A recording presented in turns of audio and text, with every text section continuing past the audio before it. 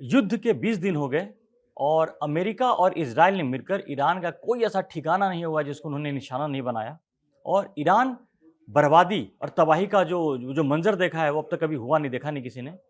बावजूद इसके ऐसा क्या है जो ईरान को लंबी लड़ाई लड़ने के लिए प्रेरित करता है या उसको पुश कर रहा है? और ईरान है कि पीछे हटने को तैयार नहीं हो रहा। बार बार अमेरिकी राष्ट्रपति डोनाल्ड ट्रंप कह रहे हैं कि ईरान चुपचाप बिना शर्त सरेंडर कर दे, युद्ध खत्म हो जाएगा।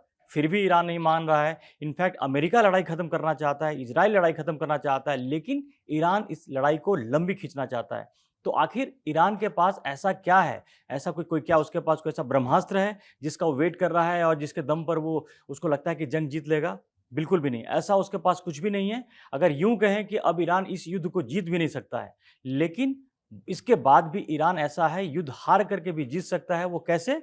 उसको हम आज चर्चा में इसको आज बात को बढ़ाएँगे। संजय जी, एक बात तो बड़ा क्लियर हो गया है, दिख रहा है हमें। हम ये मान कर चल रहे थे, पिछले 1 हफ्ते से मान के चल रहे थे कि ईरान के तमाम लीडर जितने थे, आप किसी भी मंत्री का नाम लीजिए, किसी भी डिफेंस या इंटेलिजेंस का नाम लीजिए, सारे के सारे चीफ को मार दिया है। कोई एक बचे हैं तो एक मुज्तबा खामनेई, एक बचे हैं प्रोमिनेंट फेस में, एक बचे हुए हैं और उनका भी कोई अता पता नहीं है वो किस हालात में है, कितने इंजर्ड हैं, क्या है, बातें आ रही हैं कि जो रशिया में है या जो भी है उनका इलाज चल रहा है। लेकिन इसके बावजूद ऐसा क्या है? आखिर ईरान को आखिर क्या डर सता रहा है कि अगर यहाँ से, क्योंकि इतना बर्बाद होने के बाद और क्या ऐसा उनको क्या पाना क्या है? लेकिन 2 बातें उन्होंने बड़ी साफ साफ कर दी है, जो बात आपको बता दें। शर्त इन्होंने ये रखी है और जो माँग डिमांड है, इनको यूँ कहते हैं, कह रहे हैं कि जो नुकसान हुआ है उसका हर्जाना दें। और किससे माँग रहे हैं? खाड़ी देशों से माँग रहे हैं।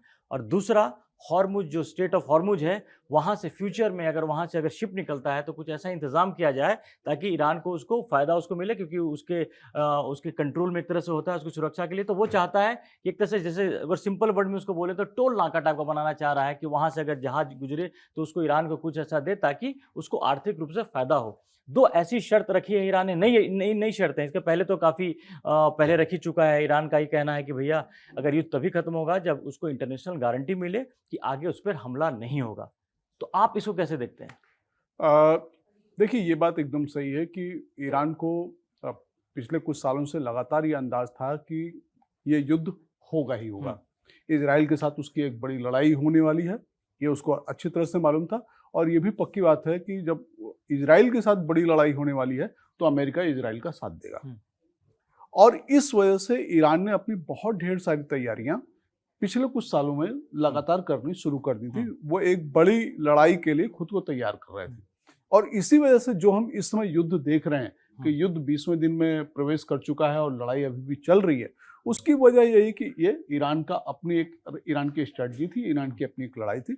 और ये माना जाता है कि ईरान, जो आकलन है लोगों का, उसमें यह है कि ईरान अभी इस लड़ाई को कम से कम 4-5 हफ्ते और लड़ सकता है। लेकिन अब ये भी बात सही कि ये लड़ाई अब थोड़ी सी धीमी पड़ गई है और ईरान ने भी अपनी जो गति है इस लड़ाई की वो धीमी ही कर दी है। और वो शायद ऐसा ही करेगा कि बीच में हमलों को तेज करेगा, फिर लड़ाई को धीमा करेगा। लेकिन इस बीच 2 जो डिमांड आप बता रहे हैं, 2 डिमांड आई हैं, वो डिमांड ऐसा लग रहा है कि ईरान के सुर भी थोड़े से थमे हैं कि हमको होर्मुज में निकलने वाले जहाजों से एक टोल चाहिए और दूसरा हर्जाना, जो हमारी बर्बादी हुई है उसका हर्जाना।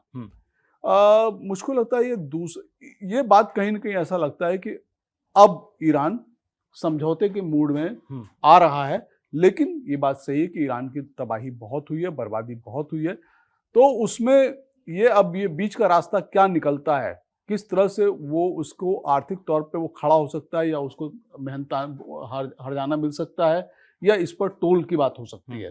क्योंकि देखिए, वो जो होर्मुज जो रास्ता है, होर्मुज रास्ता ईरान का बेसिकली नहीं है। वो तो उसके पास में है, इसलिए उसके रेंज में है, वहां पर अटैक कर सकता है। और इंटरनेशनल समुद्री कानून जो कहते हैं, वो कानून ये भी कहते हैं कि आपके इंटरनेशनल जो 30 किलोमीटर का जो आपका एरिया होता है, जो आपके तट से लगा होता है, वो बेसिकली आपका एरिया होता है। उसके आगे का एरिया एक बफर जोन होता है, उसके आगे का एरिया इंटरनेशनल सीमा होती है।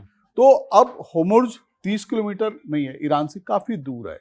अब उसमें देखिए क्या प्रावधान हो सकता है, क्या नहीं हो सकता। हालांकि होर्मुज को कंट्रोल करने का काम ईरान लगातार करता रहा है और उसका फायदा भी मिला है, क्योंकि अगर आप पूरी इस लड़ाई को देखिए, अगर 2 हिस्सों में अगर बांट दें तो जहां पर मिसाइल और फाइटर जेट्स और जितने बम बारूद एक दूसरे को इस्तेमाल किया, वहाँ तक तो ईरान बहुत पीछे दिख रहा था। लेकिन जैसे ही ईरान को लगा कि अब वो एकदम से वो बर्बाद और तबाह तो हो ही रहा, साथ में युद्ध हार जाएगा, तो उसने अपनी स्ट्रेटजी चेंज कर दी।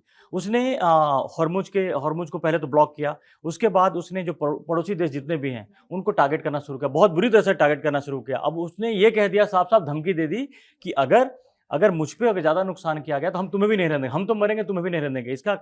इसका ये नतीजा ये हुआ कि दुबई शहर जो है, जो कि अब तक का सबसे सेफ शहर में से, दुनिया के सेफ शहर माना जाता था, लोग कहते थे, दावा करते थे, वो बिल्कुल उसकी तो ऐसी की मतलब बहुत बुरी तरह उसका तबाह किया है। साथ में उसके बाद यहाँ तक कि रियाद में भी हमले किए। और अब जो पिछले 24 से 48 घंटों में जो चेंज आए हैं, दोनों तरफ से जो क्या हुआ कि एनर्जी जहां पर ठिकाने हैं, जहां पर तेल है, तेल का प्रोडक्शन हो रहा है, वहां टारगेट करना शुरू कर दिया गैस को। ईरान ने एक तरह से तो पहले तो, हालांकि शुरुआत तो इजराइल ने की जब और अमेरिका ने की, जब ईरान का जो सबसे बड़ा गैस भंडार और जहां पर जो कच्चे तेल से सबसे ज्यादा सप्लाई वहां से जो वो होते हैं, वहां दोनों जगहों पे हमला करके उसकी कमर तोड़नी चाहे, तो ईरान ने बदले में सऊदी अरब को या यूएई को टारगेट करना शुरू कर दिया था। यहाँ जब ऐसी बात आती है तो ये लड़ाई सिर्फ सऊदी अरब या ईरान तक ही सीमित नहीं रह गया, जो पड़ोसी देश है खाड़ी, ये पूरी दुनिया के लिए हो गया। क्योंकि जब वहां तबाही होनी शुरू हो जाएगी और गैस और ऑयल के ठिकानों पे जब हमले शुरू हो जाएंगे, तो इसी में तो पूरी दुनिया जल उठेगी। बिल्कुल, देखिए, और ये बात है कि अब आपने देखा कि पहले चरण की लड़ाई में दोनों ने एक दूसरे के ऊपर मिसाइल बरसाए, दूसरे देशों में मिसाइल, अमेरिकी सैन्य बेस में मिसाइल बरसाया गया, पहला चरण खत्म हो गया। अब पहले चरण से दोनों को जो भी हासिल हुआ हो, लेकिन दूसरे चरण में दोनों को ये लग रहा है कि अब हमारी जो मार होनी चाहिए, अब ऐसी मार, अब मार ऐसी होनी चाहिए जिससे दोनों बिलबिला जाएं, दोनों के पेट पर लात पड़े सीधे। अब इसीलिए देखिए स्ट्रेटजी इसीलिए बदली हुई है, तो वो पार्स में जो उनका गैस का सबसे बड़ा भंडार है, वहां पर वो मिसाइल ठोक रहे हैं, वहां पर आग लगी हुई है। दूसरा, हालांकि वो कतर से वो शेयर करते हैं उस पूरे के पूरे भंडार को।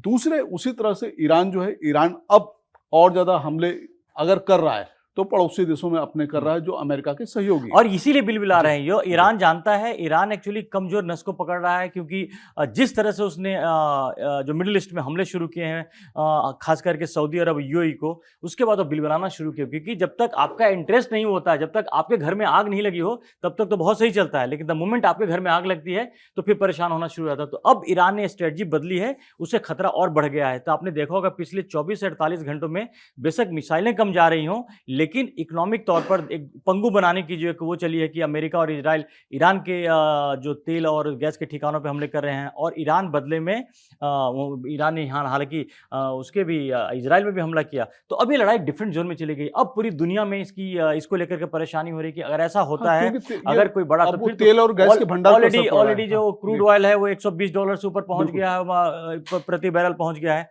और इससे पूरे शेयर मार्केट में हड़कंप मचा है, पूरी दुनिया में हड़कंप मचा हुआ है। तो अगर ये लड़ाई और अगर बढ़ती है तो फिर पूरा का पूरा नुकसान पूरी दुनिया को, खास करके अमेरिका, ऑलरेडी $39 ट्रिलियन उसका कर्ज हो चुका उसके ऊपर। अब ये तो, अब तक हम बात कर रहे थे ईरान के बर्बाद होने की, अब तो जब यहाँ युद्ध से खत्म होकर के, युद्ध जब भी रुकेगा, उसके बाद जब डोनाल्ड ट्रंप अमेरिका में जाके बैठेंगे, तो वो जब देखेंगे कि जो कर्ज का पहाड़ इतना बड़ा हो गया है, उसको कैसे डील करें, ये भी बहुत बड़ा चैलेंज होगा।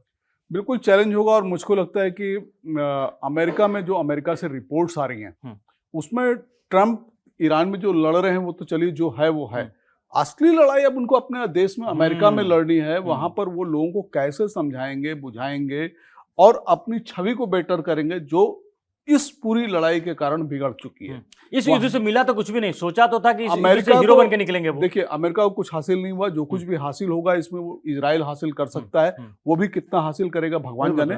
लेकिन जो भी कर्जा अमेरिका के ऊपर लदा है, वो कर्जा कैसे उतरेगा, ये बहुत बड़ी चीज है। अभी उन्होंने टैरिफ वैरिफ लगाया था और ये बात किया था कि हम तो कर्जा उतार अपने देश को बहुत फायदे में लाना चाहते हैं, लेकिन एक झटके में अपने देश को वो रसातल में ले गए हैं, अगर फायदे और नुकसान की बात करें।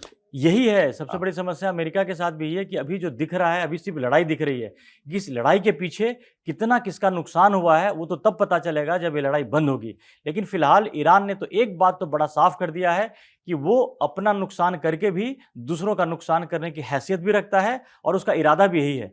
तो अगर इस युद्ध को किसी भी तरह से कूटनीतिक तरीके से या आपस में बैठ करके अगर नहीं सुलझाया गया, तो ये जो ईरान के साथ साथ दुनिया के कई देश भी बर्बाद होंगे और पूरी दुनिया की इकोनॉमी पर इसका बहुत बड़ा फर्क पड़ने वाला है। ये आज की सबसे बड़ी चिंता की बात है। तो अब इसके बाद जो सारे देश हैं वो एक्टिव हो गए हैं। जो मिडिल ईस्ट के जितने 12 देशों के जो फॉरेन मिनिस्टर हैं वो ईरान से वो कह रहे हैं कि युद्ध को बंद करने के रास्ते निकाले जाएँ। पूरी दुनिया में एक तरह से सुगबुगाहट चल रही है, लेकिन ईरान अपनी जगह पे बैठा है, अपनी शर्तों के साथ वो युद्ध रोकने को तैयार है। अब देखना ये है कि क्या उसकी शर्तें मानी जाती भी है, क्या उसको हर्जाना मिलेगा भी क्या? या वो और भी तमाम जो उसकी माँगें हैं उस पर क्या कोई विचार कर हो सकती है क्या? ये तमाम जो घटनाएँ हैं बहुत तेज़ी से घट रही हैं और हम बार-बार यही बोलते हैं कि किसी भी दिन का अगला जो 24 से 48 घंटा बहुत क्रिटिकल होता है। हमें पहले ये लग रहा था कि अब तक ये युद्ध खत्म हो जाना चाहिए था, लेकिन जो पिछले 24 से 48 घंटे में जिस तरह से लड़ाई हो रही है आपस में, वो और खतरनाक मोड में चला गया है। अब यहाँ से क्या डेवलपमेंट आता है, इस पर हमारी नज़र बनी हुई है। अभी तक आपने कड़क को सब्सक्राइब नहीं किया है, तो जल्दी जाके सब्सक्राइब करें। फिलहाल के लिए धन्यवाद। धन्यवाद।